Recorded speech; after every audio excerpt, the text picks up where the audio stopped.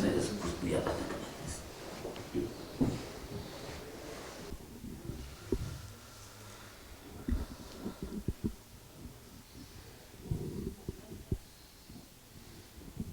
Oğlum Ramazan'ın 1. gününde dedi ben asker arkadaşıma gidiyorum. Ben de garaja bıraktım. Batman'a gitmek üzere yola çıktı. Saat 3 gibi aradım, habere ulaşamadım.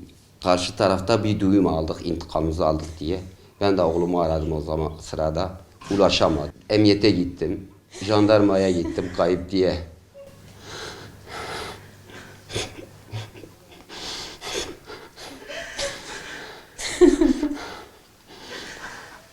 Oradaki görüntülere vardığımız kanaata göre en son bir araca binmiş, Ilıksu Barajı'na doğru götürmüşler. Bazı istasyonlarındaki verilen verilere göre. Ilıksu'nun orada sinyal kesiliyor. Devletten rica ediyorum, büyüklerimizden rica ediyorum, 3 ilin arasında bu illerin milletvekillerine sesleniyorum. Lütfen bize yardımcı olsunlar. Lütfen yardımcı olun. Bu oğlumu ölü veya dirisini bulun. Lütfen. Ama lütfen. Lütfen bize yardımcı olsunlar. Ciğerim artık parçalandı bu 7. gündür. Lütfen bize yardımcı olsunlar. Lütfen. Lütfen bu oğlum ölü veya diri, artık tükendim. Bittim. Kaldıracak güç değil bu. Lütfen. 11 yıldır ben beladan kaçıp çocuklarıma bakmaya gelmişim buraya. İçişleri Bakanımdan rica ediyorum, lütfen biz bu ülkenin insanlarıyız. Bu olayları çözsünler, bu olayı çözsünler. Yer dayanmıyor. En azından cenazemizi bulsunlar. Biz kendi imkanlarımızla bunu bulma şansımız sıfırdır.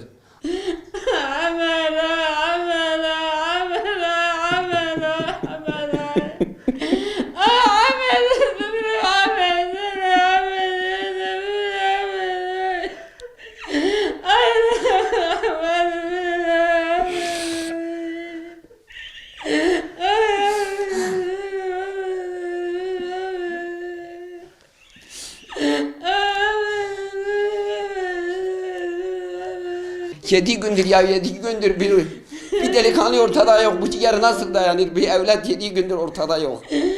Lütfen rica ederim, bu 3 ilin arasındaki bu olayı bizim milletvekillerimiz olayın üzerinde dursunlar. Lütfen onlardan rica ediyorum, İçişleri Bakanımızdan rica ediyorum, Sayın Cumhurbaşkanımızdan rica ediyorum, bu olayın üzerine gitsin.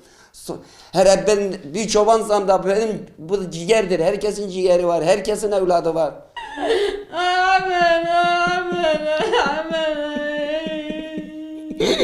Lau cervuta, lau cervuta te pejumine hukat, lau cervuta lau.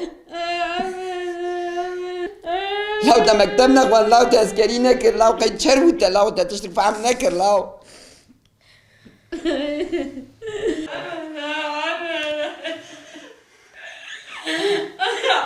Yok böyle bir vahşet. وحش وحش نعنى الووري وحش دعوة شو الماكن نعنى الووري وذي بلا وابوذ نعنى الووري نعلاه وديا رمضان عيد يا عفاف قونا ترسيان يا قونا ترسيان شو ذي